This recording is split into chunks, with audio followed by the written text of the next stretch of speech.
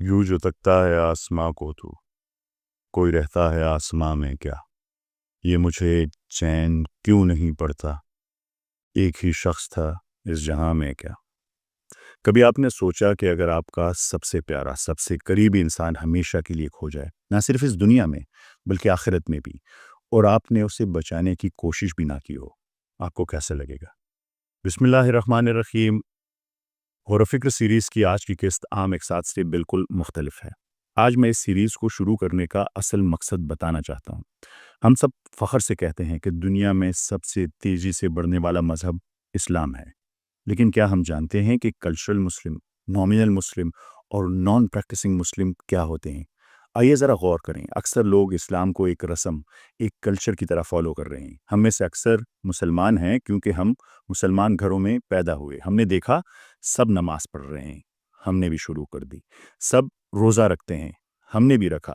بس روایتوں کے پیچھے چلتے گئے، ہم نے سوچنا چھوڑ دیا، ہم نے تحقیق کرنا چھوڑ دی۔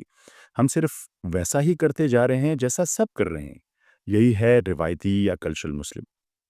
اور نامینل مسلم وہ جو بغیر کسی گہرے شعور کے دین کی چند باتوں تک محدود ہے۔ اور نان پریکٹسنگ مسلم وہ جو پیدا تو مسلمانوں کے گھر ہوئے مگر دین کی تعلیمات اور عبادات کو زندگی سے بالکل الگ کر چکے ہیں۔ اگر آپ آج کے نوجوانوں کو دیکھیں، خاص کر ایجوکیٹڈ طبقے اور یونیورسٹی اسٹوڈنٹس کو، تو آپ کو اندازہ ہوگا کہ نان پریکٹسنگ مسلم کی تعداد تیزی سے بڑھ رہی ہے۔ لیکن سوال یہ ہے کیوں؟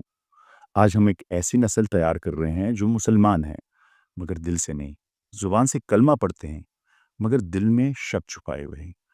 جو لوگ دین پر روایتی طور پر عمل کر رہے ہیں، ان میں سے اکثر انٹلیکچولی پیرالائز ہو چکے ہیں۔ جب کوئی متجسس اور سوچنے والا نوجوان یا ذہن ان سے اسلام کے بارے میں سوال پوچھے تو وہ اس کا جواب نہیں دے سکتے، کیونکہ وہ کلچرل مسلمان ہیں اور ان کے پاس اتنا علم نہیں ہے۔ اور جب بھی کسی کے پاس منطقی علم پر مبنی جواب نہیں ہوتا تو پھر وہ جذباتی رد عمل کی طرف بڑھتے ہیں اور جذباتی بلیک میلنگ شروع کر دیتے ہیں۔ ایسا سوال مت کرو، دائرہ اسلام سے خارج ہو جاؤ گے، کافر ہو جاؤ گے۔ اور جب یہ بھی نہ چلے تو شدت پسندی سامنے آتی ہے۔ اسی شدت پسندی سے ایکسٹریمزم جنم دیتا ہے۔ نتیجہ وہ انٹلیکچوئل ذہن جو سوال کرتا ہے، جو سوچتا ہے، سوالوں کے جواب نہ ملنے اور ہمارے انتہا پسندانہ رد عمل کی وجہ سے دین سے دور ہو جاتا ہے۔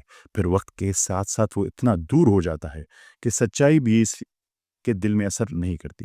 اگر بعد میں کبھی اسے سچائی کے دلائل بھی ملے تو ماضی کے تلخ تجربات کی وجہ سے وہ انہیں قبول کرنے کے لیے تیار نہیں ہوتا، اور وہ آہستہ آہستہ انٹلیکچوئل ڈس آنیسٹی کا شکار ہو جاتا ہے، کیونکہ اس کا سامنا ایک ایسے روایتی مسلمان سے ہوا جسے خود اپنے دین کی گہرائیوں کا شعور نہ تھا، مگر شدت پسندی خوب آتی تھی۔ اس کی تنگ نظری اور سخت رویے نے سوال کرنے والے کے دل میں اسلام کے خلاف بغاوت کی آگ بھڑکا دی۔ ذرا سوچئے، زندگی میں سب سے بڑا دکھ کیا ہے؟ کسی اپنے کو کھونا، کسی اپنے کی موت دیکھنا۔ عام طور پر دوسروں کے جنازوں میں ہم یہ نہیں سوچتے کہ ایک دن آئے گا جب میں اور میرے پیارے بھی مر جائیں گے۔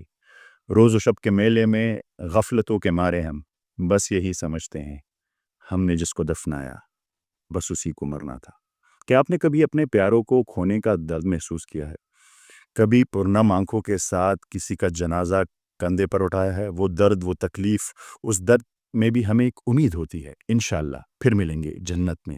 لیکن اگر کوئی ایمان سے دور ہو تو پھر آخرت میں بھی ملاقات نہیں، ہمیشہ کے لیے جدائی، ایسی جدائی جس کا کوئی مداوع نہیں۔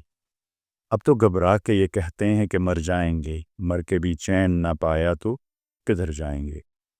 اب سوچئے، اگر آپ کا بیٹا، بیٹی، بھائی یا بہن دین سے دور جا رہا ہو اور آپ کے پاس اسے روکنے کا علم نہ ہو، اسے قائل کرنے کی صلاحیت نہ ہو، تو کیسا خوف ہوگا۔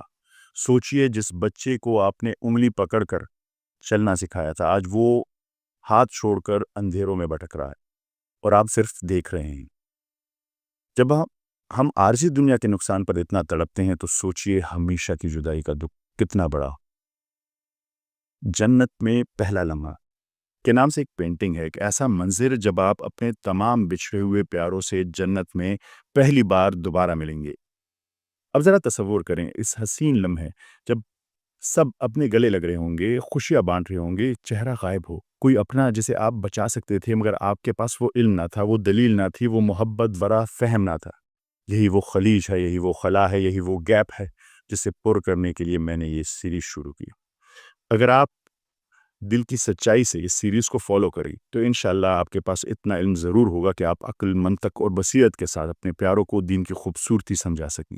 یہ صرف ایک علمی سفر نہیں ہوگا بلکہ ایک فریضہ ہوگا کہ ہم اپنے بچوں کو صرف کلچرل مسلم نہ بننے دیں بلکہ انہیں شعوری اور سچے مسلمان بنائیں۔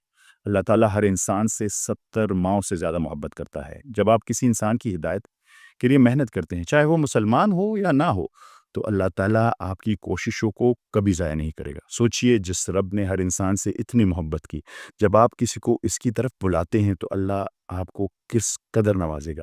یہ مشن صرف آپ کے لیے، آپ کے خاندان کے لیے نہیں بلکہ پوری انسانیت کے لیے۔ آئیے شعور کے ساتھ، محبت کے ساتھ، عقل اور دلیل کے ساتھ اس سفر کو جاری رکھیں۔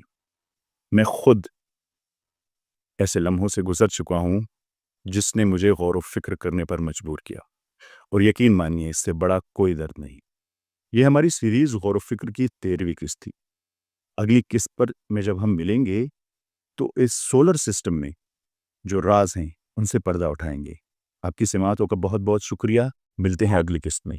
اللہ حافظ۔